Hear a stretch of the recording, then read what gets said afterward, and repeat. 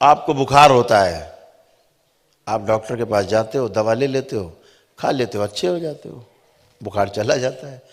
इसमें भयभीत आप नहीं होते कि कोई खा जाएगा कि मार देगा। सर्दी जुकाम होती है, आप दवा खा लेते हो डॉक्टर के पास ले जाके, नहीं भयभीत होते। लेकिन भूत प्रेत के नाम से आप भयभीत हो जाते हैं, जो कि है ही नहीं। आपकी मानसिक उपज, आपके किस्से कहानी, आपका मन बहुत चतुर है, बहुत चालाक, बहुत खिलाड़ी है, जो उल्टा आपको ही ट्रीट करना शुरू करता है। आप स्वयं अपने से ही परेशान होने लगते हैं। आप देखते हैं आपके ही शरीर आपको खाते रहते हैं। जैसे आपने सुना होगा ऑटो इम्यून डिजीज, आपका ही जो शरीर का जो सेल है, जो कोशिकाएं हैं आपकी, वही आपको विरुद्ध होकर के आपको खाना शुरू करती हैं। उन्हें पूर्वज भी कह सकते हैं, उन्हें अपनी स्मृतियां भी कह सकते हैं। वो स्मृतियां आपकी स्मृतियां हो सकती हैं इस जन्म की, वो स्मृतियां आपकी पिछले जन्मों की स्मृतियां हो सकती हैं, वो स्मृतियां आपके पितरों की स्मृतियां हो सकती हैं, या कोई गुरु परंपरा से आप जुड़ गए, उस गुरु परंपरा की स्मृतियां आपको तंग कर सकती हैं, दूषित गुरु परंपरा की, या इनवाइटी आमंत्रित स्मृतियां, तमाम गंदगी की आप पूजा करने लगते हैं अच्छा मान के, तो उसकी स्मृतियां आप में प्रवेश कर जाती हैं। तो ये सारी स्मृतियों का जो एक बहुत बड़ा जंगल है, अमेज़न के जंगल का नाम सुना होगा, उससे बड़ा जंगल अभी है नहीं पृथ्वी पर। उस स्मृति के जंगल में आप खो जाते हैं, आप कहाँ चले जाते हैं आपका पता नहीं। स्मृतियाँ आपके मस्तिष्क में, आपके मेधस पर नियंत्रण कर लेती हैं और आप वही बन जाते हैं जो स्मृति जैसी जिसकी रही होती है, वैसा ही आप बन जाते हैं। और गली गली बैठे हुए झाड़ फूक करने वाले, टोना टोटका तंत्र मंत्र की दुकान खोल के बैठे लोग, जिन्हें इसकी भनक भी नहीं है, पता भी नहीं कि स्मृति होती क्या है, इन्हें स्मृति के बारे में नहीं पता। आपके शरीर ही आपको खा रहे हैं, यही नहीं पता, इन्हें कुछ पता ही नहीं। इन्हें तो भूत प्रेत समझ में आता है बस। और वो भी पूछते कैसे, कौन है, कहां से आया है। फिर वो कहता मैं ब्रह्म राक्षस हूं। अच्छा भाई बता, बस चालू। मतलब उसी से पूछ रहे हैं, झूठे से, जो महा झूठी स्मृति तो बहुत झूठी।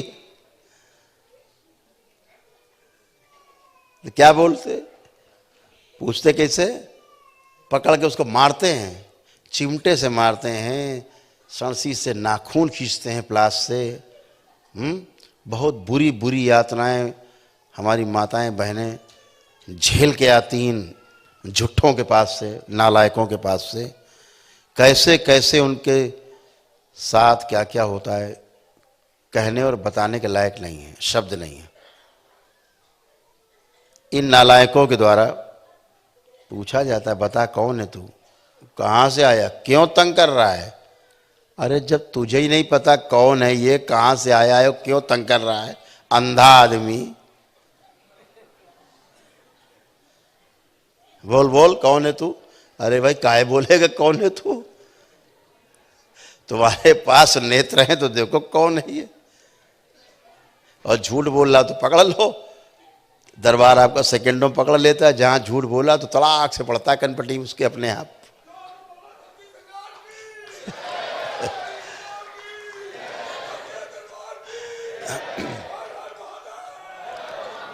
तो ये सारी जो स्मृतियां हैं वही पीड़ा का कारण है।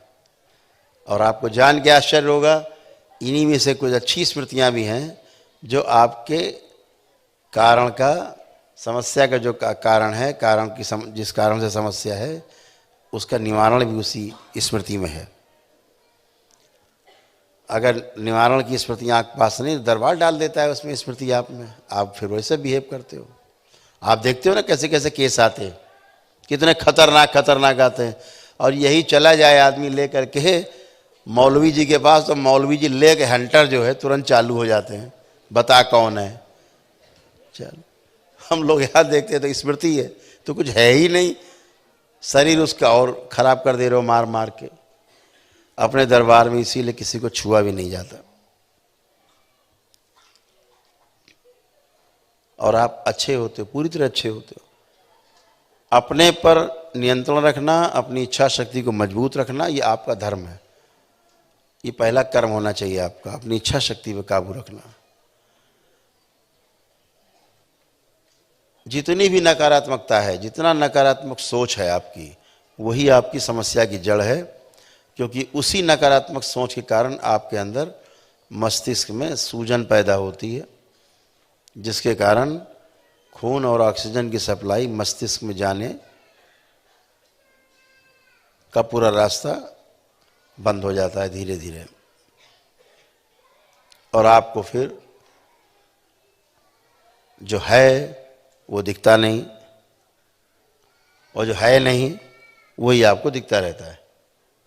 इसी को रोग कहते हैं, इसी को भ्रम कहते हैं। दरबार आपको इन सब से मुक्ति दिलाता है।